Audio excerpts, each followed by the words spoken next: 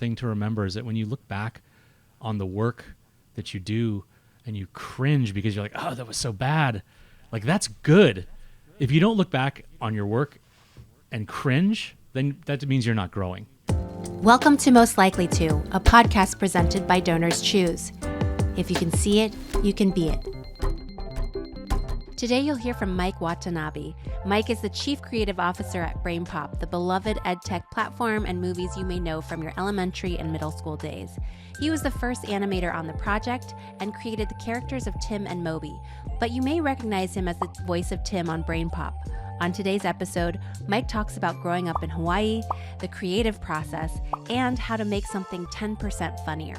On Most Likely To, it's Mike Watanabe. This episode of Most Likely To is sponsored by KPMG. Let's start at the beginning. What did you think you wanted to be when you grew up? I went through a lot of different phases, right? We all do. You know, I started out wanting to be a paleontologist because I was super into dinosaurs, and that probably lasted a little longer than most kids. I was really into all kinds of dinosaurs, and I could name them all, and was really excited about that sort of amazing world of like that just seemed very outside of my ordinary existence. But I think like I quickly spent time like drawing and creating things, and I really did at some point decide that I wanted to be an artist when I grew up, that I wanted to create things and make things and draw, mostly because I really liked drawing, and that was it seemed like a great way to spend my day. And what was it like? I know that you grew up in Hawaii. Can you share one or two specific things about Hawaii that shaped you as a person? Yeah, Hawaii is it's a very special place, I think. And growing up here, I really spent a lot of time just feeling like a part of a bigger space. Hawaii's as far as I can remember, Hawaii's very inclusive. And there's a lot of different cultures here and a lot of different sort of the aspects of culture, food and traditions, and we all kind of take part in each other's traditions. And there's something about that like I didn't really realize till I moved to the mainland when I went to college, and having grown up in that space where you're sort of like always accepted for who you are. You know, it's not perfect. I don't mean to make it sound like a utopia, but you know, like my wife sometimes calls it Asian American Wakanda, in the sense that like it's this thing where like we a lot of our cultural identities are elevated, and it feels good. I know you're hapa haole, as they say in Hawaii, biracial, so half Japanese, half white. And you said that in college you sort of learned how inclusive Hawaii was. Was there an experience in college that you faced because of your identity, or that made you realize this difference in inclusion? Sure. Yeah, I guess I remember going there and all of a sudden like I was the Asian guy, and I that was surprising to me because it never come up before, you know. When I like saw like other Asian kids at school, like there was like a a table of kids who were maybe they were first or second generation, right? And I'm 4 generations in, and so I had like a lot less in common with them than I thought I might, you know. And tell me, right now your role at BrainPop is as a storyteller. So I'd love to hear maybe one of your earliest memories with storytelling, whether it was as a listener or as a storyteller. I'll tell you one thing that I did. I watched a lot of children's television when I was growing up. I grew up in a family of 4 kids. I was the oldest. My brother was like 10 years younger than me, so I watched like an extra 10 years of Sesame Street. So that's, I mean, not to say that I learned everything I learned from Sesame Street, but it did actually help quite a bit. But I spent a lot of time like with stories aimed at very young children. I think as I kind of look back on like being spoken to by a very high quality children's television program that often didn't talk down to kids in a way that a lot of other media did. Storytelling has always come into play when I started to do artwork. Like I always had to draw something with a story. Like I would sit with my friends and we'd draw comic books. We'd fold paper in half and make these little these panels and just tell stories and pass them around, and we'd make each other laugh, and that was always a great thing. You were a sculptor and an animator, and I was also an art major in college, and I feel like one of the commonly held beliefs is that artists can't really make a living making art. I was curious what you think about that. How can students pursue their passion or their talent and make a living at the same time? That's a great question. What did you major in? A studio art, so painting and sculpture. Oh, nice. Okay, so yeah, similar. Yeah. And you get you sort of and so that you start to do this, and you start to spend all this time on this craft, this thing that you're trying to improve your abilities to render something, to show something, to tell a story, and you realize probably at some point that that the thing you're making is something that's very rare and very rarefied and very kind of it's not something that you can just go out and get a job being a sculptor. Like that's not really a job. And I had that realization very near the end of my senior year, where I realized oh, what have I done to myself? I've spent all this time giving myself all these skills that don't necessarily translate into something that's going to help me get an apartment or buy food. And I think a lot of art students go through this, and some people dive deeper into it and really put themselves into the art world or into the craft that they spent all this time learning, which I think is great. And some people are successful, and it's fantastic. If there was a formula or a recipe for great storytelling, what would it be? Well, there isn't. There are some questions that you can ask yourself. Ask yourself, who's the audience that I'm talking to? What do they need to hear in order to make them feel satisfied or scared or interested or whatever you're trying to get across? Another question we ask ourselves is, what's fun about this? What's the most interesting piece of this that will get people really excited about it? And we start with that. We often start with that most exciting bit. Because then what happens is you hear this, the audience hears it, and they're like, oh, this is exciting. And they lean forward and they get more interested. So it's that level of interest that I think can really bring your audience in.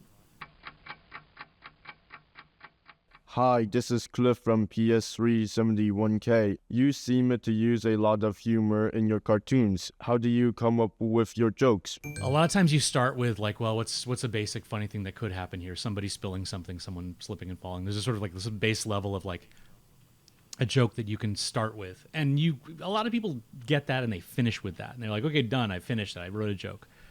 But I think what we do on our team is we try to go beyond that and try to make it 10% funnier. Humor comes from, there are situations that are funny, but a lot of times humor comes from surprise. Humor comes from subverting expectations about what you think is going to happen. So if the joke is so canned that you sort of know it's going to be, it's not going to be funny. So a lot of times we'll take a joke and flip it on its head, turn it upside down. And I think another thing that we do is we don't shy away from making the humor a little weird.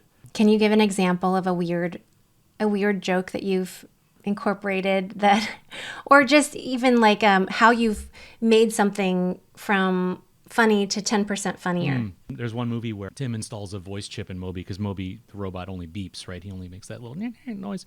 So we had this joke where Moby, the first words he says are, "Thank you for giving me the power of speech. Now give me $50.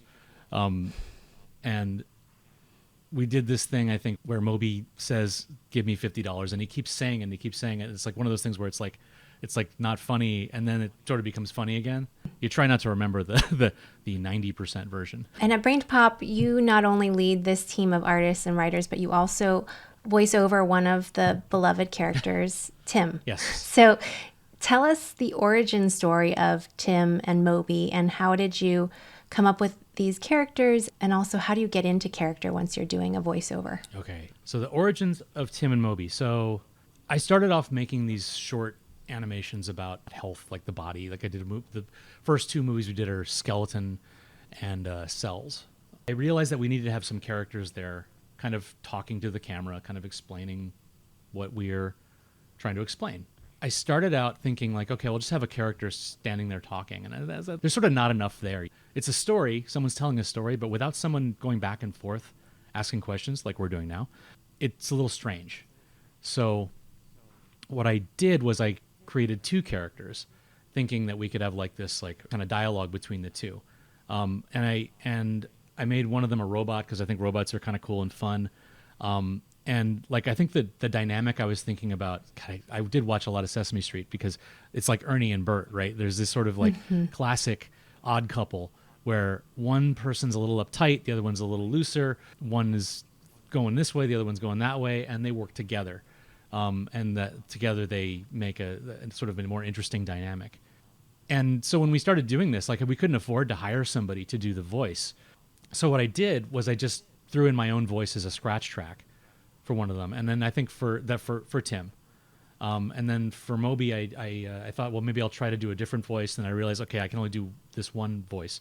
I decided, well, let's borrow from something else that I love, Star Wars. You've got R2-D2 and C-3PO, the two droids, one of whom speaks very eloquently about all sorts of things, and the other just beeps at you. And so I thought, okay, well, let's try that. And I used this beep for Moby, and instead of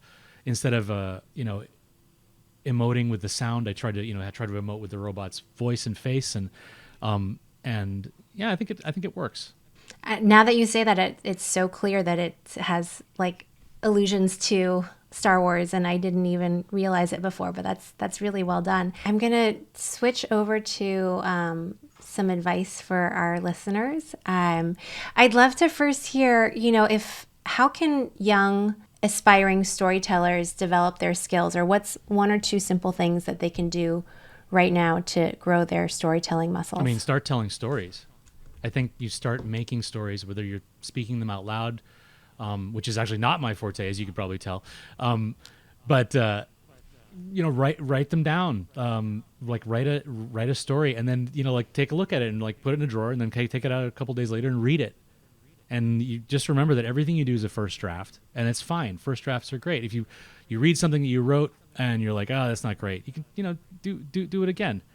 Or even if you're drawing comics or drawing this like a story, like you just try it out. Start loose, and you get tighter and tighter, and you just and if you don't like it, try again, start again. I think one really important thing to remember is that when you look back on the work that you do and you cringe because you're like, oh, that was so bad, like that's good. If you don't look back on your work and cringe, then that means you're not growing.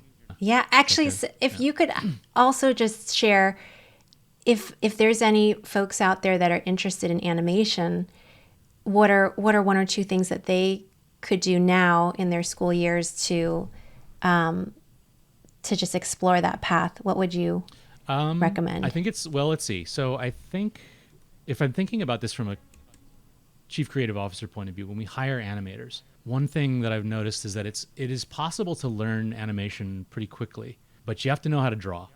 So knowing how to draw, and I don't mean like, it doesn't have to be perfect, beautiful, wonderful. It just to be confident, has to feel like self-consistent, if that makes any sense. Has to feel like intentional, and people have to be able to tell what it is too. That's helpful. But practicing your drawing is really important. And then I think find there's all kinds of tools that you can use that are probably at your fingertips that you can start to learn animation with. You can even use a camera on your phone to like take pictures of images and just scroll through them, of consecutive images, learning classic animation. Oh, that is so cool. Yeah. So you're just saying take a whole series and just like fast forward through them and scroll through them, and you can. Okay. That's how animation works, right? One image after the other. That's a good sort of like low budget way to just kind of just practice stuff. If you're interested in 3D animation, I don't know as much about that, but I think that there are probably a lot of programs online that you can like kind of start messing with. And if you could go back in time and speak with your younger self and give, young Mike some career advice, what would you say to him in the past? That imposter syndrome, this idea that you feel like you're not worthy of whatever it is you find yourself doing, is real, and it's something that everybody feels, and you can use it to motivate yourself. You can look at yourself and say, like, I shouldn't be in this situation, and then ask yourself, well, what do I have to do to be worthy to be in this situation? What's the next thing I got to do to figure this out? but everybody feels it, and it feels bad, and it's okay. So you're saying that even when you've achieved all the success as a chief creative officer and as this kind of iconic character of Tim, that even you some days feel like an imposter in your day-to-day role. All the time. That was Mike Watanabe, Chief Creative Officer of BrainPop. Hey, thanks so much for listening. Make sure to click the follow button on your podcast app so you never miss a new episode. We are at donorschoose.org/podcast. Tag us in your posts about the show. This show is about exploring the journeys of the people you care about. So let us know who you're interested in hearing from by sending in your requests at podcasts@donorschoose.org or DM us on Instagram.